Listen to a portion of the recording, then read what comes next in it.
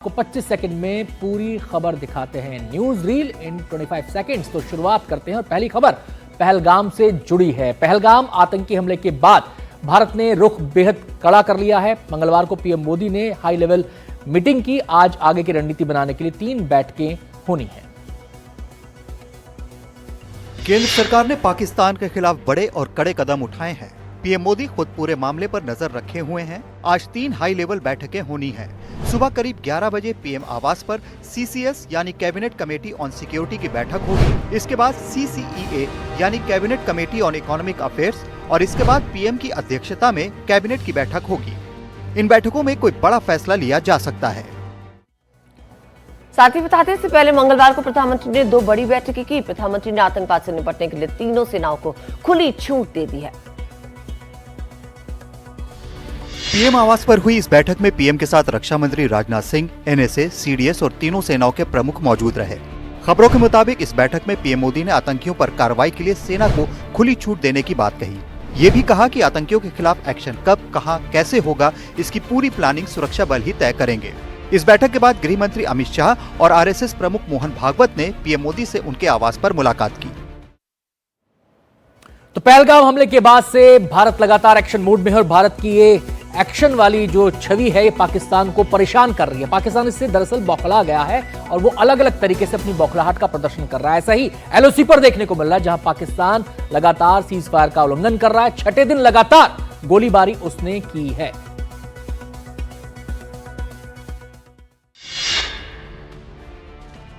पहलगाम आतंकी हमले पर फंसता जा रहा है पाकिस्तान। खुद को हर मोर्चे पर घिरता देख उसने एलओसी पर फायरिंग शुरू कर दी है।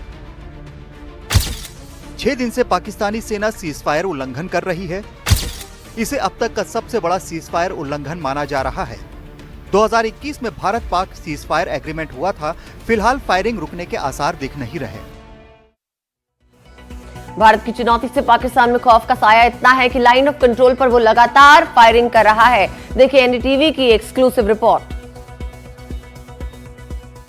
एनडीटीवी इंडिया पहुंची है line of control Baramulla sector में।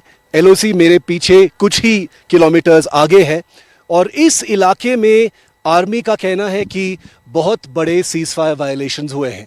5 रात तक सीज फायर के उल्लंघन पाकिस्तान आर्मी की तरफ से हुए हैं और वो एक एस्केलेशन ट्रैक पे चल रहा है। बारामुल्ला से ये एनडीटीवी पर एक्सक्लूसिव तस्वीरें हैं।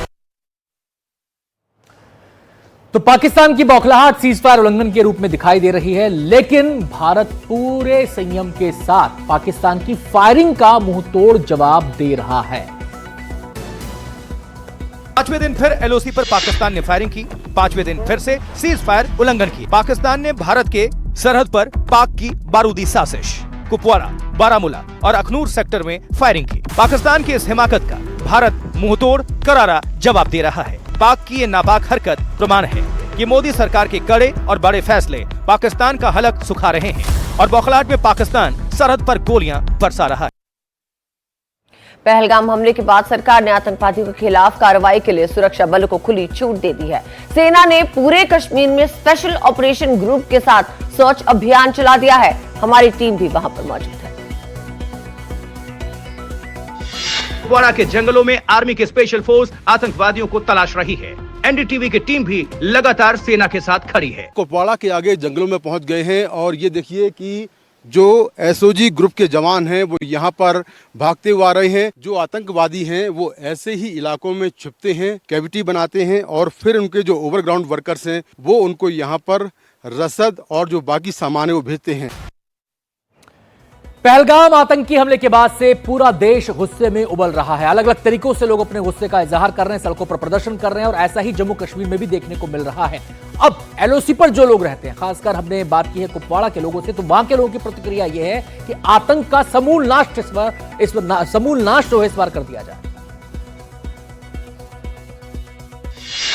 टीवी से मुखातिब होते हुए इन लोगों ने खुलकर अपनी बात रखी। सर, अटैक किसी भी इंसानी जान का नुकसान होना ये तो गलत बात है। टेररिज्म का कोई रीजन नहीं है सर। जो भी हो ये बहुत गलत हुआ। गवर्नमेंट को चाहिए इस पे कड़ी स्ट्रिक्ट एक्शन लेना चाहिए। हमारे परदेसी भाइयों को मार दिया, अब इनको कड़ी से कड़ी सजा होनी चाहिए। इन कातिलों को सामने निकालो।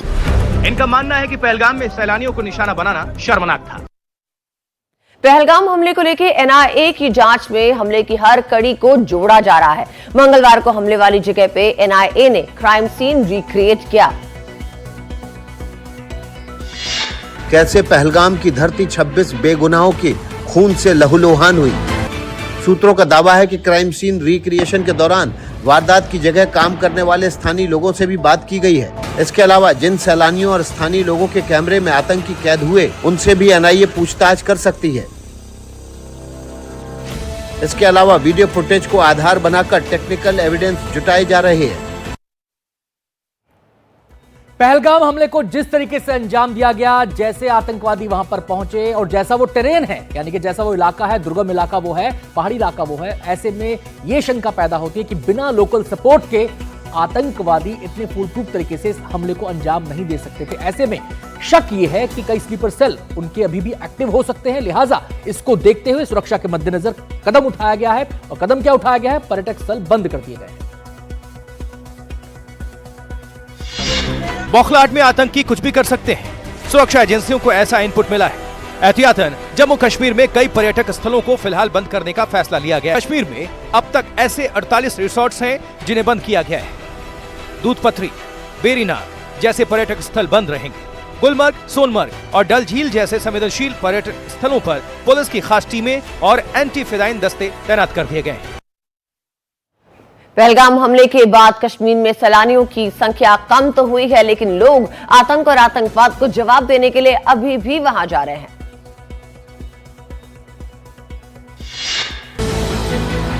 22 अप्रैल 2025 को पहलगाम में जो कुछ भी हुआ, कश्मीर समेत पूरा देश हिल गया। सैलानियों की वजह से जो कश्मीर बदल रही है, अचानक लोग बुकिंग कैंसिल करवा रहे हैं, तो कुछ सैलानी ऐसे भी हैं जो आतंक को मुंहतोड़ जवाब दे रहे हैं और यहाँ पहुँच रहे हैं।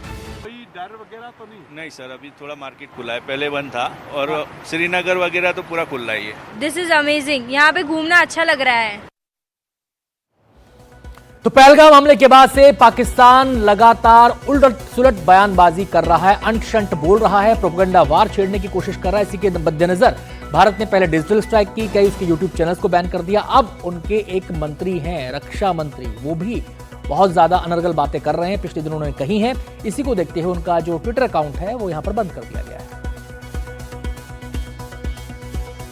पाकिस्तान के रक्षा मंत्री भारत के खिलाफ बयानबाजी में ट्विटर को हथियार बना रहे थे। ऐसे में मोदी सरकार ने उनके एक्स हैंडल को देश में प्रतिबंधित करा दिया है। सोमवार को उन्होंने कहा था कि पाकिस्तान पर भारत का हमला तय है। इसे निश्चित बताते हुए उन्होंने ये भी कहा था कि ये हमला कभी भी हो सकता है और इसके मद्देनजर हमने अपने सुरक्षा बलों को मजबूत करना शुरू कर दिया है। इसके अलावा ख्वाजा आसिफ ने परमाणु हमले की भी धमकी दी थी। पहलगाम हमले के बाद अब आपको बता दें बिहार के बारे में भी। यहाँ पर नीतीश कुमार के पोस्टर्स पे किसी ने रंग पोत कर दी है। इसके बारे में पूरी जानकारी लीजिए 25 सेकंड में। पटना में सड़क किनारे लगे पोस्टरों में बिहार के मुख्यमंत्री नीतीश कुमार का चेहरा पोत दिया गया है। किसी ने नीतीश के चेहरे के साथ साथ उस पोस्टर पर लिखे संदेश को भी पोत दिया है। नीतीश सरकार की उपलब्धियों पर लगे थे ये पोस्टर। अब ये विभाग की गलती है या किसी की करतूत, ये जांच के बाद पता चलेगा। और एहतियाती कदम केवल पहलगाम में या फिर जम्मू कश्मीर के अन्य पर्यटक स्थलों पर नहीं उठाए जा रहे हैं। सुरक्षा पूरे देश भर में पर्यटक स्थलों की बढ़ा दी गई है। 30 अप्रैल से शुरू होने जा रही चारधाम यात्रा में भी भारी पुलिस बल तैनात किया गया है। चारधाम यात्रा में देश विदेश से लाखों श्रद्धालु आते हैं, लिहाजा श्रद्धालुओं की सुरक्षा बेहद महत्वपूर्ण हो जाती है। यही वजह है कि यात्रा के लिए अर्धसैनिक बल और पुलिस तैनात की गई है। पूरे रूट की और चारों धामों की सुरक्षा व्यवस्था के दृष्टिगत और यातायात प्रबंधन के दृष्टिगत पूरी निगरानी रखी जा रही है। बताया जा रहा है कि चारधाम यात्रा के लिए लाखों की संख्या में रजिस्ट्रेशन हुआ है। कोलकाता में देर रात एक होटल में आग लग गई और हादसे में 14 लोगों की मौत की खबर सामने आ रही है। ये आग कोलकाता के मछुआ फल मंडी के पास एक होटल में लगी। देखते ही देखते इसने भीषण रूप ले लिया। बताया जा रहा है कि कुछ लोगों ने जान बचाने के लिए 6 मंजिला होटल की बालकनी से छलांग लगा दी। बताया जा रहा है कि आग रात करीब 8:15 बजे लगी। पुलिस के मुताबिक अब तक 14 शव मिले हैं। कुछ लोगों का रेस्क्यू किया गया है। हादसे की जांच के लिए स्पेशल टीम बनाई गई है। और लपटों का तांडव भी देखने को मिला राजस्थान में। कहां पर? अजमेर में। यहां पर एक इंडस्ट्रियल इलाका है, वहां भीषण आग लग गई और उसको बुझाने के लिए खासी मशक्कत करनी पड़ रही। अजमेर के पालरा औद्योगिक क्षेत्र में देर रात भीषण आग लग गई। बताया जा रहा है कि आग एक कागज फैक्ट्री में लगी। फैक्ट्री में विकराल आग के चलते आसपास की इकाइयों को भी नुकसान पहुंचा है। सूचना मिलते ही फायर ब्रिगेड मौके पर पहुंच गई। आग क्यों लगी अभी ये पता नहीं चल पाया है। कई घंटे की मशक्कत के बाद आग पर काबू पाया गया। हादसे की जांच के लिए स्पेशल टीम बनाई गई है।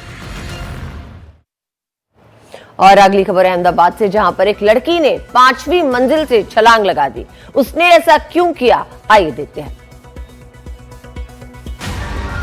बिल्डिंग में आग लगी थी। इसी बीच जान बचाने के लिए एक लड़की 5वीं मंजिल से कूद गई, लेकिन नीचे खड़े लोगों ने उसे गद्दे पर कैच कर लिया। यह आग अहमदाबाद के आत्रेय ऑर्किड सोसाइटी में एक फ्लैट में लगी। वहां रहने वाले लोग दहशत में आ गए। 5 लोग ऊपर से कूद गए, जिन्हें अस्पताल में भर्ती कराया गया है। एक वेंटिलेटर पर है। फायर ब्रिगेड ने हालात काबू में किए। और अब खबर आपको दिखाते हैं आपकी जेब से जुड़ी, क्योंकि इस खबर का सीधा संबंध आपकी जेब से है। दरअसल दूध महंगा हो गया है। अगर आप दूध के शौकीन हैं तो महंगा पड़ेगा, अगर आप चाय के शौकीन हैं तो महंगा पड़ेगा। मदर डेयरी ने दूध के दाम बढ़ा दिए हैं और दिल्ली एनसीआर में इसका खास तौर से असर देखने को मिलेगा। मदर डेयरी ने एक बार फिर से दूध के दाम बढ़ा दिए हैं। दिल्ली एनसीआर में अब पैकेट वाला फुल क्रीम दूध 68 रुपए की जगह 69 रुपए लीटर मिलेगा। डबल टोन दूध की कीमत 49 रुपए से 51 रुपए प्रति लीटर और गाय का दूध 57 रुपए से 59 रुपए प्रति लीटर हो गया। बिना पैक वाला टोन दूध 54 रुपए से 56 रुपए प्रति लीटर हो गया। नई कीमतें आज से लागू।